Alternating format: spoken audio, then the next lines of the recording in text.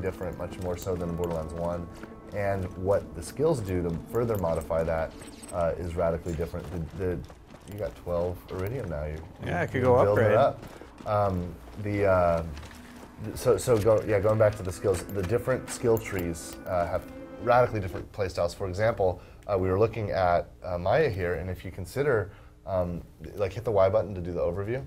So here's our skill trees. The tree on the left that's currently being built down, that's all about crowd control and using phase lock to kind of lock down enemies to control them. The ultimate skill there actually mind controls the enemy and turns them into friends. Harmony is sort of a healing tree, and it allows her to heal herself and her friends, even to the point where she has healing bullets and other things like that. Cataclysm is all about delivering damage. It's all about using her ability to create elemental effects and put elemental effects on large numbers of enemies and doing lots of damage with them. So each of these skill trees leads to a very radically different playstyle and different potential for how these characters play, either when you're playing alone or cooperatively.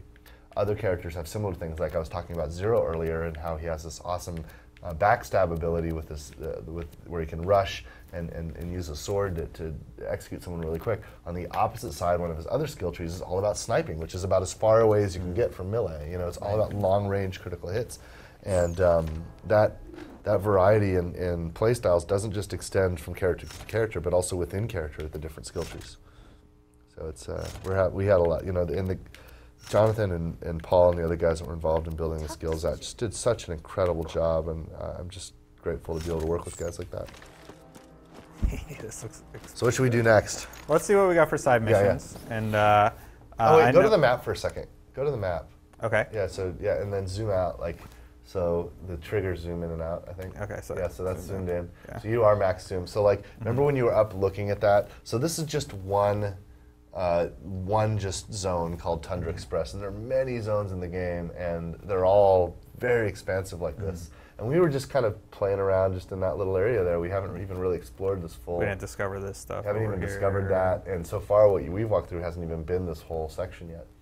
All right, let's go to the quest thing. Well, anyway, we know we're going to Costa Caverns. Okay. Do you want to head there? Let's do it. Oh, look at it's level 26 too. It's yeah. right around where you're at. So let's see how you can play. Let's see if I'm still good. Actual challenges. So I had one question. I don't think this has ever been shown before. Ooh, exclusive. So, yeah. So Skyrim did something with their mission structure that was kind of interesting. They made it infinite, like infinitely respawn kind of side quests and stuff. Yeah. Did you guys ever consider that in your development cycle? We have some missions that are repeatable. So there's a bunch of those. There's also some end game content, farmable kind of stuff. There's also the ability when you've burned through, the quest missions in the game. There's always restarts, and you can do infinite restarts. So you can play again with playthrough 2, new game plus, so to speak. And then there's 2.5, which is everything's level capped, and you can just keep doing that. And then there's so much there that that's great for now. And we intend to do some things. Like we just announced, for example, that we are going to do 4 new campaign DLCs. We actually have already begun work on a couple of them, planning, designing them, building them out once the game was finished. And in the course of those DLCs, we'll probably do some other things with the playthroughs of the main game, maybe some level cap increases and some other playthroughs that we can add. But we want, you don't want to. It's kind of difficult to do the whole arbitrary.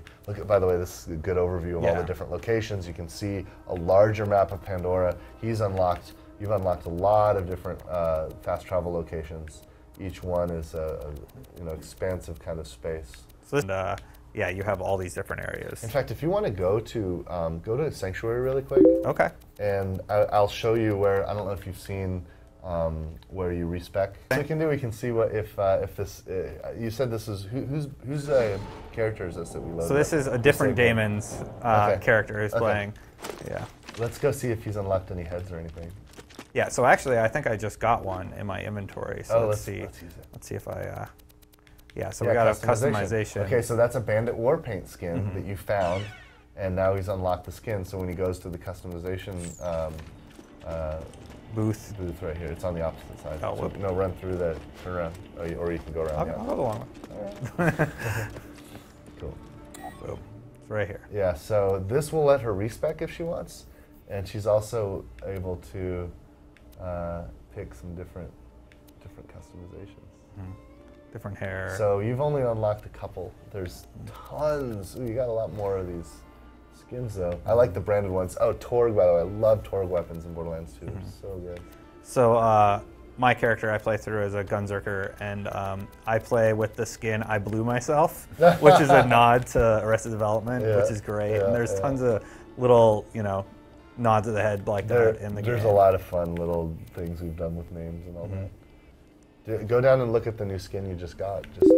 Which one was it? Was it down a bit? It's the Bandit War Paint. Yeah. Okay. So that's the one you just earned. Do you earn skins by completing quests? You can earn them as random loot drops. You can earn them sometimes certain challenges, and and at this stage it would only cost you $2 grand. Yeah. We picked a price there which makes you feel committed to your choices, but not irreversibly committed.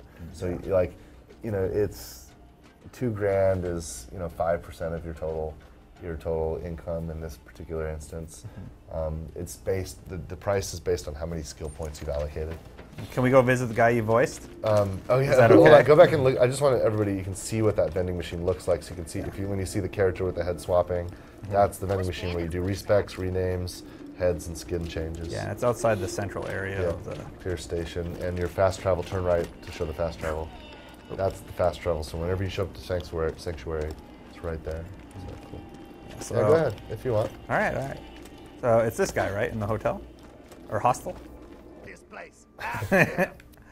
Upgrade the back. Oh, 20. No. You don't have enough yet for that upgrade. There's some gear you can look at the rare shit. Yeah. So purples and all kinds of stuff. I want to upgrade a little bit. Yeah, let's say I recommend saving for the upgrade. I don't know if you know this too, but there's some other uses for Iridium, unlocking secret parts of the game. Oh, really? And yes, it's some really cool stuff. Yeah, end game stuff. So. You know what? Since we're here, go run over to Moxie's and the slot machine, because that's another place. She's got slot machines in there. You can actually win skins and heads in the slot machines. I got a little turnaround here, so is it this one? There she is. Yeah, there we go.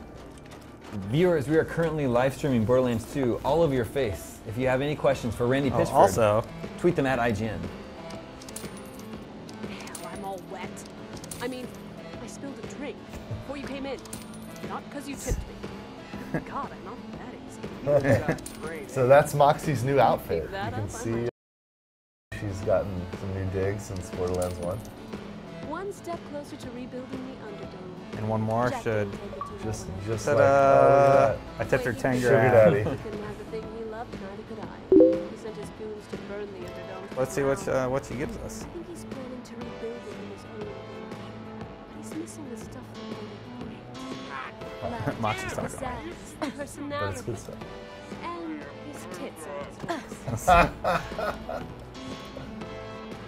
sorry, sweetie. Oh, she didn't give me the gun this time. Hey. Oh well. Maybe use the slot machine. It's actually kind of random when she decides. Ooh, look, you got. Oh, what did I get? Almost got. Sure, I'll take You it. almost got Iridium.